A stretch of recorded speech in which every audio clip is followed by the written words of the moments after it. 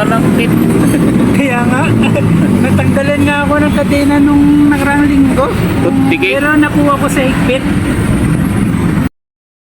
Maingat po natin dahil kapag tinatanggal ang lumang welding,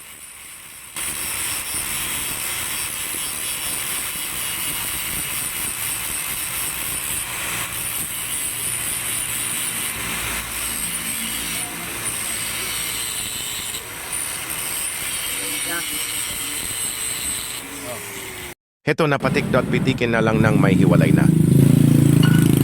Kal na. Ilagay na ang dead kadena ng magpantay sa pag-weight welding. Lawagan mo sa likod. Kaluwagan to? Ah. Ha? Ibante natin. Para putulin ko na.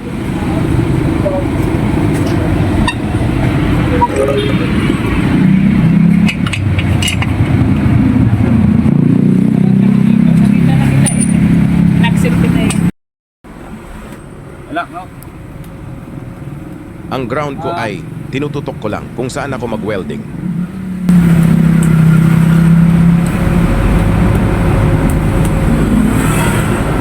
Two, three, go!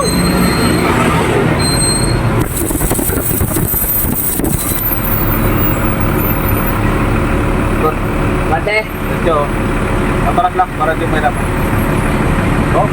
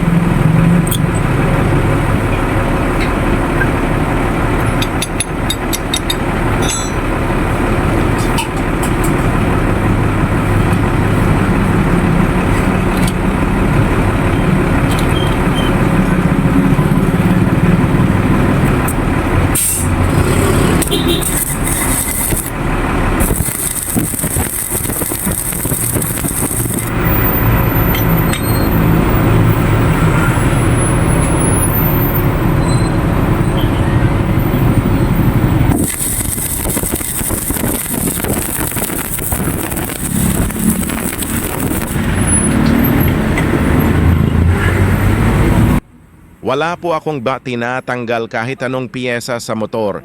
Baka masira. Para lumang. Baka lang. manis. Oh, yung makalagay na.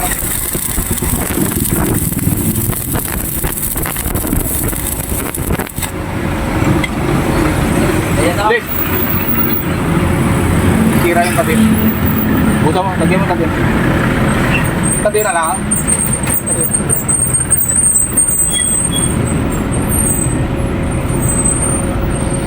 Good, banda. Nangyari, namatay. Ha? Patay. Nangyari. Okay na yan. Banda. So heto na ulit siya. Mga 8 buwan, pa na naman.